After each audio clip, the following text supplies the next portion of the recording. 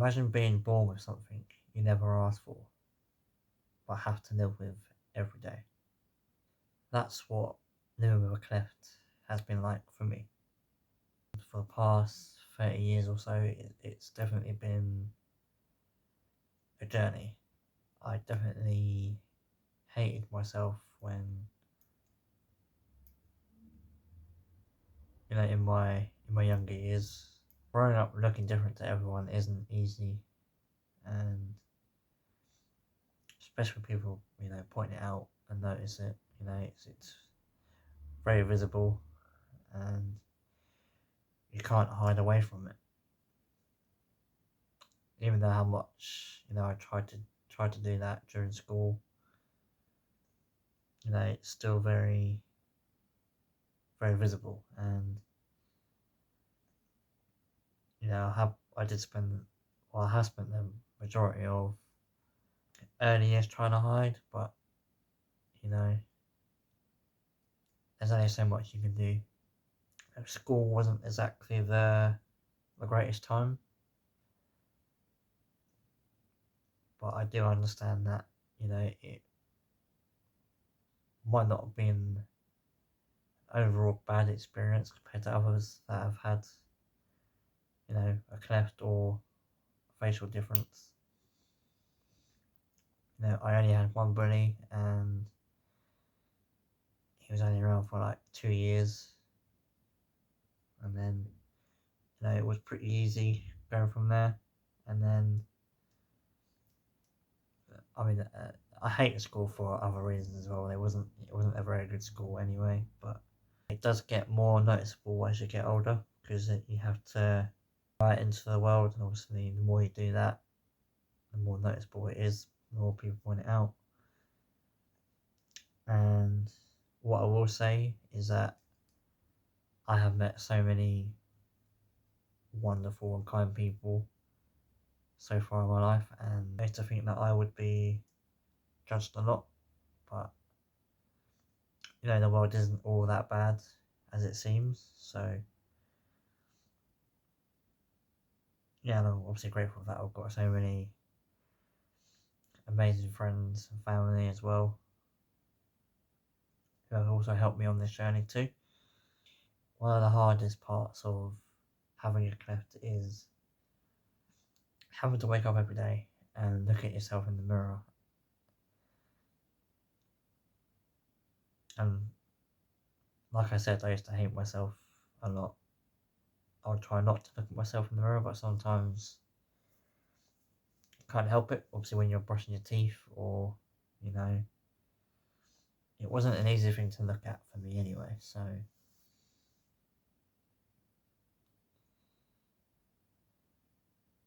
I spent most of my time trying not to be in photos or take pictures of myself.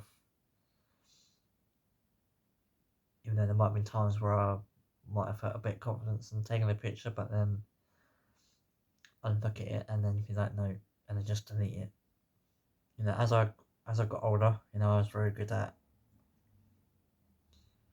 convincing myself that I looked okay, or people wouldn't judge me as much. But it's also just not a physical thing. It's always in your head, and it's definitely shaped how I've moved through the world. Definitely let it define who I am for the past, well, throughout the early 20s, I'd say. But there was a day where there was a day where I decided to stop letting it define who I am, because I'm more than my looks. And yeah, when my mum passed, that was a really difficult time.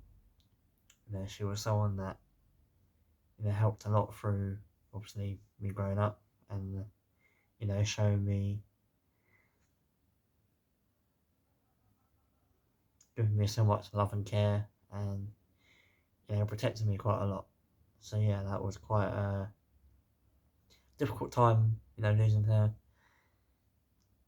And yeah, you realise that you've got to grow up, and had to grow up pretty fast. It took me a while to like, get going.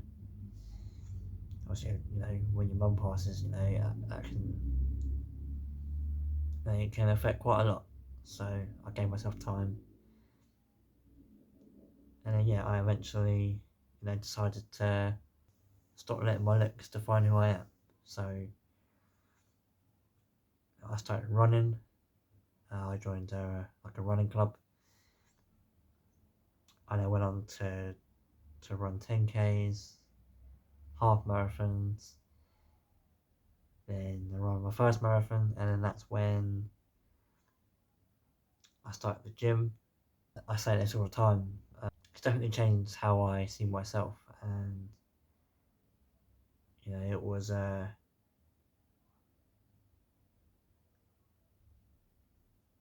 journey that I needed to take, because I obviously don't like, or obviously didn't like the way I looked, so it was time to decide about it. So I did, and I'm grateful that I started that journey.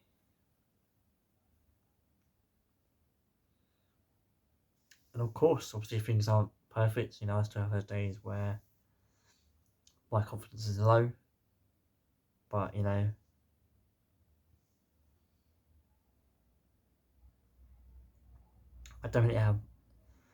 definitely have more good days. So that's a good thing.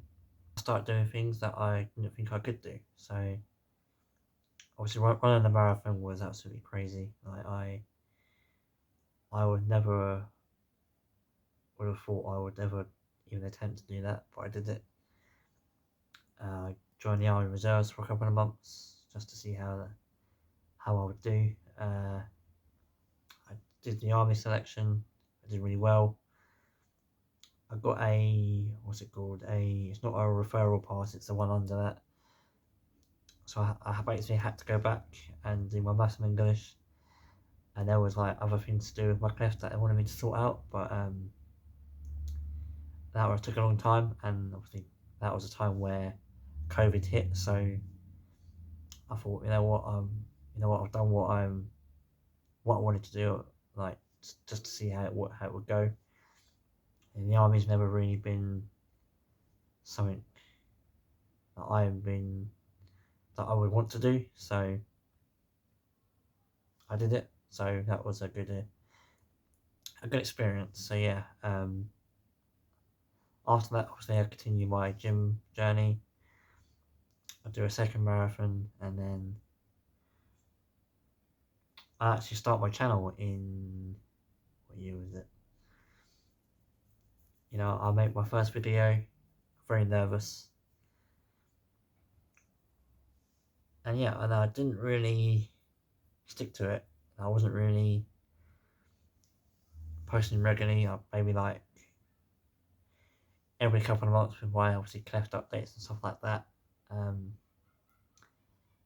think I got myself up to around 50 viewers, but that was just mainly like friends and family. And it wasn't till later this year, I think around, or was it early this year? I think around April, or was it March? No, but we're in March, where I finally decided to take the leap and do this full time. And I think for anyone that's kind of a big step, because it's something that I've always wanted to do. I've just never had the confidence to do it, and obviously learning now, the confidence will come after you start. And now the channel is at over 800 subscribers in 3 months, which is crazy. Like it really does show you put the effort in, you'll get rewarded. So yeah, no, I'm happy that I've started this journey. The main point here is that if you're born with a cleft or have a facial difference, like that shouldn't define who you are, that you're more than your looks. That's why I wanted to share my story, to